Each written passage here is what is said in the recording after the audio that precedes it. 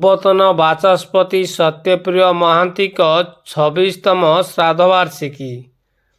ଓଡ଼ିଶା ବିଧାନସଭାର ପୂର୍ବତନ ବାଚସ୍ପତି ସ୍ୱର୍ଗତ ସତ୍ୟପ୍ରିୟ ମହାନ୍ତିଙ୍କ 26ତମ ଶ୍ରାଦ୍ଧବାର୍ଷିକୀ ତାଙ୍କର ଜନ୍ମମାଟି ବାଳକଟିରେ ଆଜି ପାଳିତ ହୋଇଯାଇଛି। ଏହି ଅବସରରେ ପୂର୍ବତନ ମନ୍ତ୍ରୀ ସୁରେଶ କୁମାର ରାଉତରାୟ, ବରିଷ୍ଠ କଂଗ୍ରେସ ନେତା ବେଣୁଧର ଭୋଇ, ଆଇନଜୀବୀ ଉପେନ୍ଦ୍ର କୁମାର ସାମନ୍ତରାୟ, ରବୀନ୍ଦ୍ର ବାରିକ, ଓଡ଼ିଶା ଭାଷା ସାହିତ୍ୟ ଓ ସଂସ୍କୃତି ବିଭାଗର ଅବସରପ୍ରାପ୍ତ ସଚିବ ଲକ୍ଷ୍ମୀଧର ବେହେରା, ପୂର୍ବତନ ସରପଞ୍ଚ ଭାଗ୍ୟଧର ନନ୍ଦୀ, ସାମ୍ବାଦିକ ଅଜିତ ଶତପଥୀ, ବସନ୍ତ ସାହୁ, କପିଳ ମହାରଣା ପ୍ରମୁଖ ସମ୍ମାନିତ ଅତିଥି ଭାବେ ଯୋଗଦେଇ ସ୍ଥାନୀୟ ଗୋଷ୍ଠୀ ସ୍ୱାସ୍ଥ୍ୟ କେନ୍ଦ୍ର ନିକଟରେ ଥିବା ସତ୍ୟପ୍ରିୟଙ୍କ ପ୍ରତିମୂର୍ତ୍ତିରେ ପୁଷ୍ପମାଲ୍ୟ ଅର୍ପଣ କରିଥିଲେ। ଏନେଇ ସ୍ୱସ୍ତିକ କନଭେନସନ ସଭାକକ୍ଷରେ ଆୟୋଜିତ ସଭାରେ ସତ୍ୟପ୍ରିୟଙ୍କ ନାତି ସମାଜସେବୀ ସୁବ୍ରତ କୁମାର ମହାନ୍ତି ଅଧ୍ୟକ୍ଷତା କରିଥିଲେ।